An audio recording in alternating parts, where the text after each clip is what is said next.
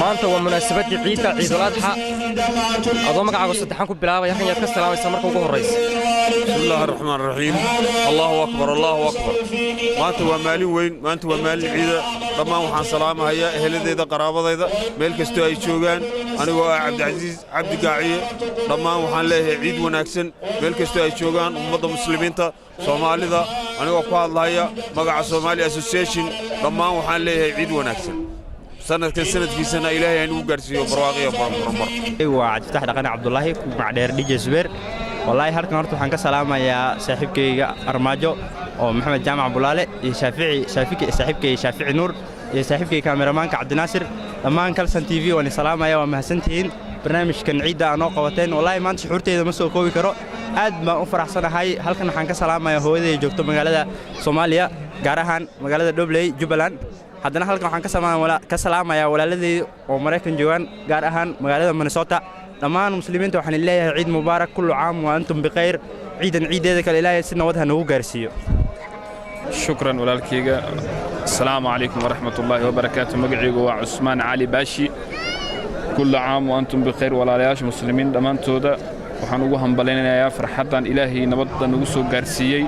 ilaahayna waxaan ka baryaynaa sanadkan sanadka xiga inuu ilaahay nagu gaarsiiyo nabad iyo barwaaqo iyo bashbash iyo nolol ilaahay waxaan ka barnay inuu nabadda noo ziyaadiyo nicmadiisa noo ziyaadiyo halkanna waxaan ka salaamayaa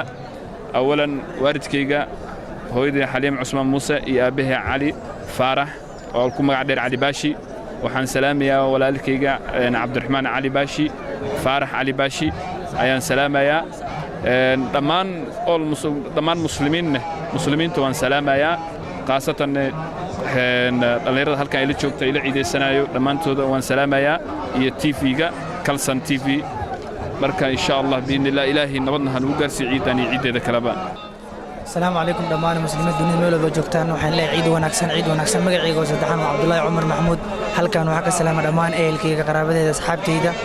ابي وكلهم مقالات مقدشيد ولالي وكلهم مقالات مقدشيد ددك ديبدا كلا جيرو دمان مسلمين waxaan leeyahay ciid wanaagsan halkan waxa ka salaamaha shaqaalaha TV-ga aad ka soo tabagaliye Kalsan TV iyo halka adiga ila taagan waxaan leeyahay ciid wanaagsan dhammaan muslimiinta dunida meel ay joogtaan waxaan leeyahay ciid wanaagsan bismillah magacaygu waa Maxamed Xuseen Sabriye ciid wanaagsan dhammaan ummadda islaamka waxaan halkan ka salaamayaa dhammaan walaalahay ahladii meel kasta adduunka ay ka joogaan waxaa leeyahay ciid wanaagsan xamaanta magaalada Nairobi ee caasimadda dalka Kenya si weyn looga ciiday munaasabadda ciidda iyadoo halkaas ay isugu soo baxeen